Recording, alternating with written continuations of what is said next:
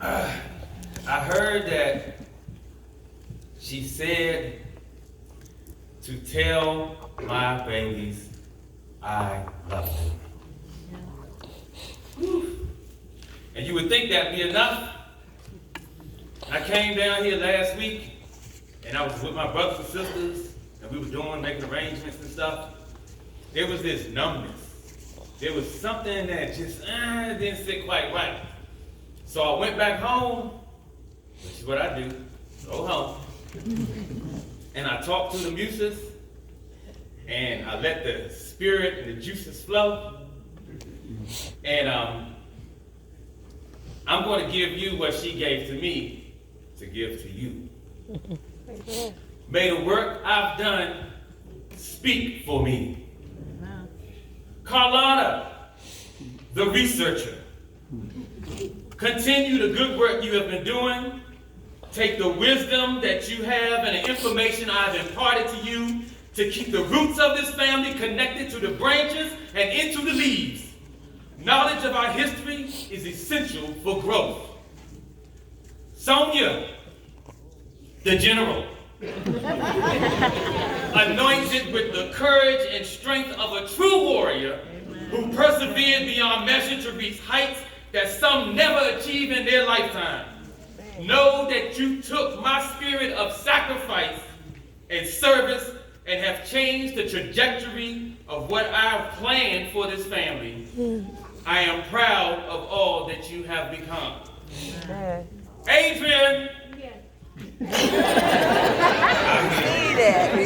it, yes. Dr. Baltimore, or the saint, which is what we call her, or the feeler, I thank you for your strides as well as the spirit of compassion that you have infused in your seeds. Amen.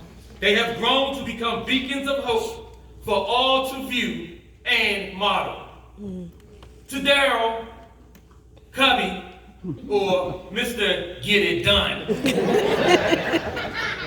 Thank you, my son, for stepping into your light and taking the reins to guide this family. You are truly a king among men who have shown that by creating your own family and in the model of hard work, determination, and progression. To Audrey, the coach, so proud of how you have groomed your team of all-stars. You have truly amazed with an extremely deep bench that's getting deeper every day.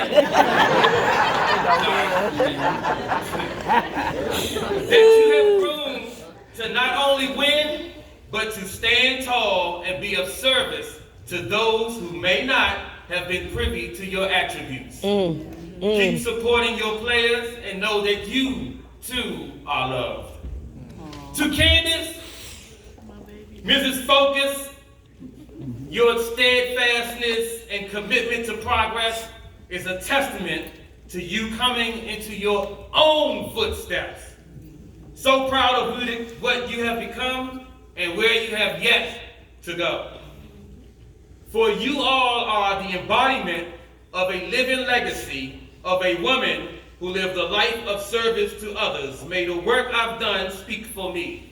No precious jewels, no fancy cars, no memories of lavish vacations, no outward trappings of a material life fulfilled. Did she want those things? Yes. We all do. But her list of priorities was so laden with service to others, and instead of following want, she followed need. And there was no place that she had been that you did not know that she had been there. For the evidence of her being there was sometimes painfully evident. She came and she definitely conquered, especially when something wasn't right. For when she left, there was either a difference in your demeanor or a change in your policy. And although there were often mumblings under breaths of dissatisfaction at her challenging or questioning or analyzing or holding you accountable, those who were in the wrong were forced to put some respect on her name. And oh yes, it's Sarah, Mrs. Adams if you're nasty. Mrs. Adams, the teacher who guided multitudes down pathways of success. Mrs. Adams, the counselor who went far beyond the confines of red tape and not only guided but advocated for youth and adult learners who were otherwise disadvantaged. Mrs. Adams, the ANC commissioner who spent countless hours helping to build a recently integrated community in the Chocolate City where social programs, despite the fact that we still haven't got reparations, were vital to trying to build equity and equality. Mrs. Adams, the shop steward union, the union shop steward who stood strong in picket lines and defended educators so that they could uplift a society.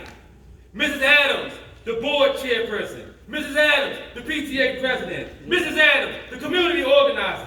Mrs. Adams, the lobbyist. Mrs. Adams, the Girl Scout leader, the committee liaison, the group leader, the early morning, midday, late night hack, all the time walking around singing. Amen.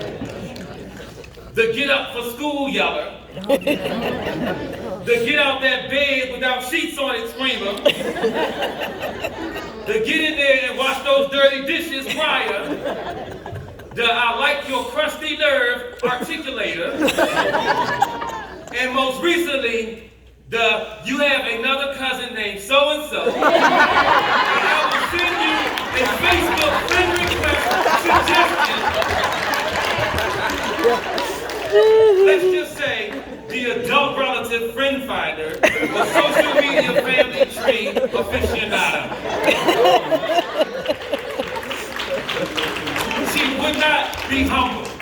She would not sit down unless her sitting was a bold statement, because we all know that a sit-in is a stand-up, and she would only kneel at the altar. And although she had your back, she would never stand behind, but stand beside you to lift you up. And now charges us to let her words speak for her by living with our heads in the lion's mouth, by grabbing the bull by the horns, aggressively enjoying the fruits of our labor, and never, ever giving up nor giving in, because we are the living products of the hills and valleys she has traveled, and as she always says, she has paid the cost to be the boss. Go ahead.